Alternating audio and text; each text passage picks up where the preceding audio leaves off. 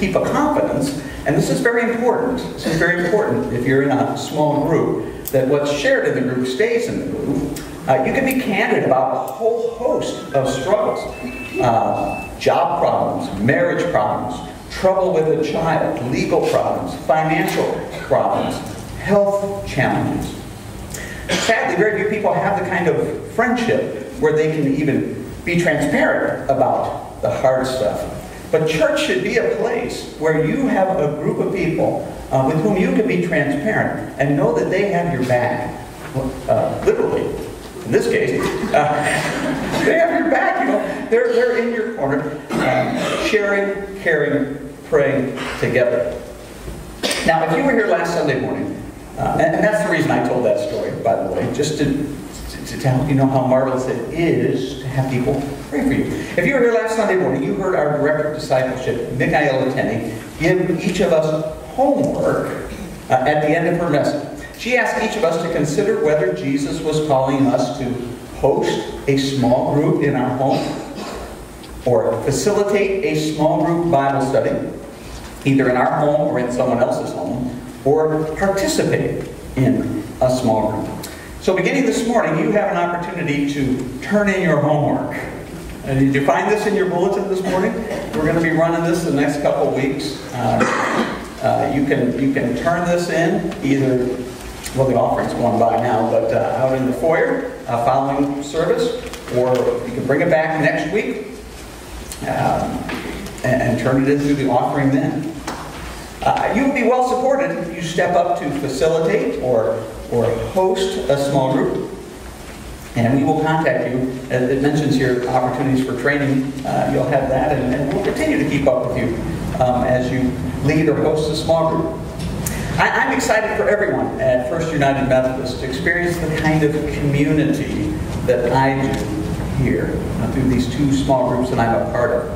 In my groups, the people, we really bless each other. And it's just wonderful. It's just wonderful.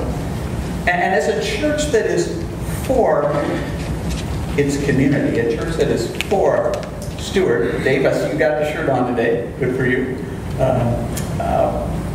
Bill. Bill knows I always call him Dave, but correct me. And it's so funny, because I know another Bill Beck. So you would think that I would get that by now, but anyway, thank you, Bill, for your grace. He's wearing the For Stuart shirt. I'm excited. I'm excited for the blessing that our groups can be to the community. Let me share with you another story. In the neighborhood I lived in, before we moved here to Stuart, we had a bus stop, elementary school bus stop, and the bus stop was at a playground. So we had a lot of kids would come early to the bus stop to play on the playground, and their parents would, sometimes both parents would walk their kids down to the bus stop. So the kids are burning some energy before school, always a good thing, and we would just stand around talking. So I got to know my neighbors, at least with neighbors the same age as kids the same age as our younger kids. Got to know the kids as well. So, in the course of time, I would find out, well, who went to church, and there were some neighbors of a different faith. They weren't Christians, but they were, active in their faith, and then, a lot just not connected anywhere. And one of the guys who came to be a friend of mine, we call him Robert. His story was, and I don't know why, but sometimes this just happens, people drift away from church. He had grown up in church. I didn't know what tradition, but he had stopped going. Well, I began praying for Robert, and Robert actually started coming to our church. When his son joined our scout troop, he came regularly, once a year, for Scout Sunday. He was a regular, but not frequent attender. And his wife, who is of a different faith, she would come too, once a year. But I was praying for John, and I would invite him from time to time. New message series coming up, I thought, he might find engaging. Appreciated the invitation, but he never came. Then I started to play trumpet with the church praise band. And I knew that John had played trumpet in junior high and high school. So I said, John, I'm playing trumpet this week with the praise band. And he said, okay, well, I will come. You know, and so he came. And then he came again. And then he started coming as a habit, not just on Scout Sunday, but like almost every week. Well, it took more than one invitation, and I think it's important to know this. Sometimes you've got to invite people repeatedly, and not pester them, but just let them know you're serious. Invite them. This was a story I'd heard from other members in our church too. That yeah, I've invited her a few times, hasn't come yet, but still inviting. Well, I knew about April, it was the spring before I moved here to Stewart, that my time at this church was short. And I realized that I was the only connection between Robert and the church. I mean, the people who were seated around him would welcome him. But I thought, you know, when I leave, it could be that he will just stop coming. And I just couldn't stand the thought of that. And I had invited him a few times to our men's Bible study. It's a Thursday morning group. And he said, well, and I knew he traveled for his work, and although he set his own travel schedule, but so it, you know, just never worked out. But I thought, and I had the guys praying too for Robert. I thought, man, it's like fish or cut bait, Lord. Not that I'm telling God to fish or cut bait, but right, this is the make hay while the sun shines, the way a friend of mine puts it. So, you know, we were just praying for John, and sure enough, he came like 2 times before I left to move to Stewart. Well, fast forward, it was an annual conference, maybe the year after I moved, and 2 of the guys from my small group were there. One was the lay leader of the church, and the other one had another conference responsibility. So they're both members of the small group. I said, hey, is Robert still coming? He said, oh yeah. Yeah, he's there almost every week. In fact, he has even led the group a few times. Because this group, we kind of would trade around who was facilitating, who was leading them. And, you know, what a blessing. And I know the church was a blessing to Robert, because he had invited me out to lunch before I moved to come to Stewart. And he just said, I just wanted to tell you how much the church has meant to me.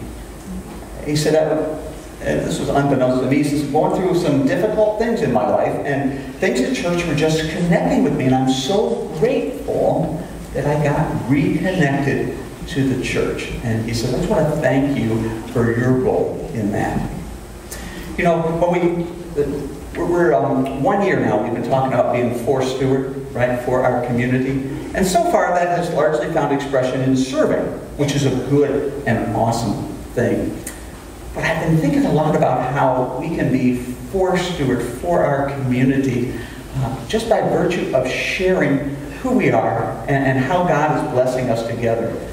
Can you imagine if we could invite every person that we know, every friend or neighbor, to be in to come check out our small group? A lot of times people will come to a small group Bible study before they'll come to the church that the people are a part of.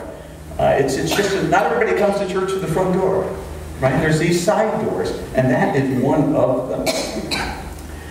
And John's story is not unique. I know it well, Robert's story. I know it well because, yeah, if I think I changed his name, well, I did. He's watching this on video. Okay, it's you. I don't know what it was. I was actually hoping to talk to him this week and kind of get his permission, but it didn't work out. So, anyway. Some Sunday when you're not here, I'll talk about you. So, John Robert. His story is not unique. It's not.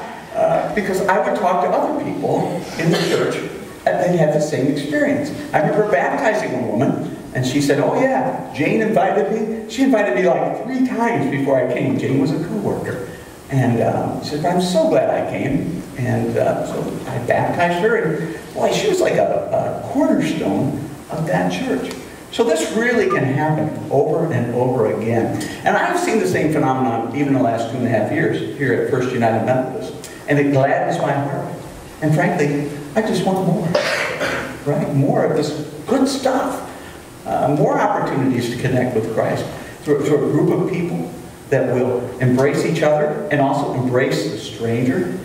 I want to see more of us who are praying for the people who we know are disconnected, like my friend was.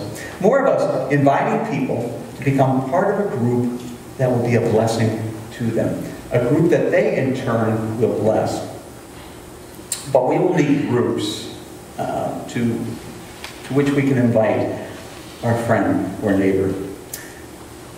Now, we're going to be inviting the small groups that are forming. Remember, you have your homework. I already lost mine. I'm in a group already.